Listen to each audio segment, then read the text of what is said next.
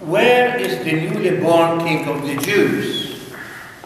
These were the words that the wise men said to Herod, and Herod secretly inquired from the priest and also from the scribe, what's this all about, what they are saying.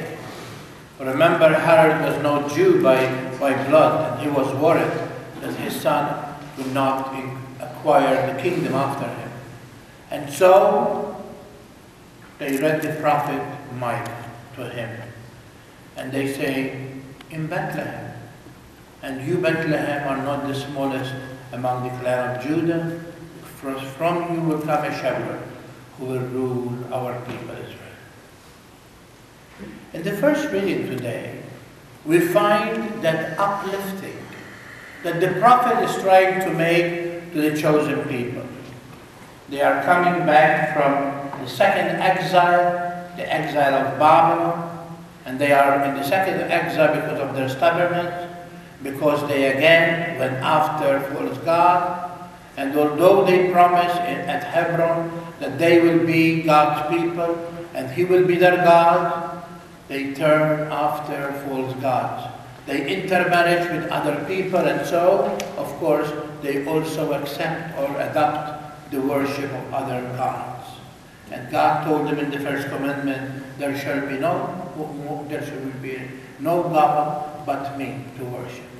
And we see that after the second exile, and they are now coming back to a devastated land, that Nebuchadnezzar has destroyed them, not only burned their homes, but even destroyed their temple that Solomon took 46 years to build, the beautiful temple of Babylon. Now they are asking to restore again themselves to be a nation, build the temple, and again begin to be again a people, the chosen people of God. And in this devastation and in this sadness that they have, because they are going to begin from scratch and they don't know what the future holds, look what the prophet Isaiah said. "Rise in splendor, Jerusalem. I already see that the glory of God is going to settle on the city. And I already see that even your daughters, that means those who are going to give birth and you are going to have a great population, I am seeing coming from the east, coming where they will have been dispersed because of the persecution. And I see that the radiance of that Lord is going to be seen by all of you. I see even the ships are coming to our port and empty the riches of the sea." In those days, it was the spices that really was the most worthy thing that you can have for the exchange of other goods.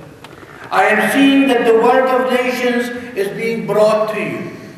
I see caravans of camels are coming towards you." Why? So that they can bring your gifts, the gifts of gold, frankincense, and they will all proclaim the praises of your God. What a great uplifting and consolation that prophecy is. And today that prophecy is fulfilled in the coming of the Magi. Although the tradition of the church said there were three, they were the 10 kingdoms of the time who acknowledged Jesus as the Son of the Eternal Father. And that's why they come to Him from afar. They were guided by a star. The astrologers and those people who said the cosmos said that someone extraordinary has been born. And that extraordinary is the one that they have waiting for. And they follow. And they came from afar. And they came to the place where Jesus was born, because there is the star led them. And they want to inquire, where is the place now where we can find Him? And they went to Herod. By right, he was the king, and if they are kings and they are nobles, they go to him out of respect, and also they want to show their courtesy to him. And so he asked them to go now. Go and search for the baby. and then I will come myself to give him worship. Thank God he didn't send no soldiers with him, because he will destroy the infant. It's always the hand of God in everything that's being done. And when the Magi again left, they find the star again at its rising, and it was leading them, and it lead them at the house. So this Epiphany took place roughly about 2 years after the birth of Christ.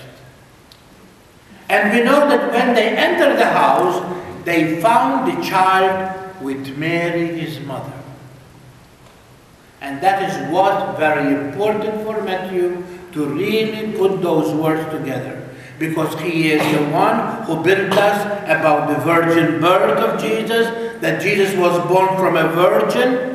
And because she was born from a virgin, that, as we say in conception, that womb was blessed or was endowed with the power of God.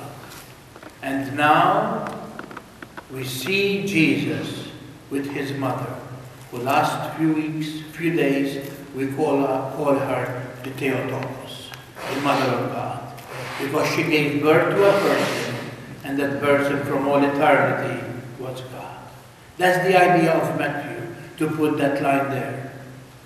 And then we like to focus that now that Epiphany is going to issue forth 3 epiphanies, as we say in the antiphon of today's Vespers.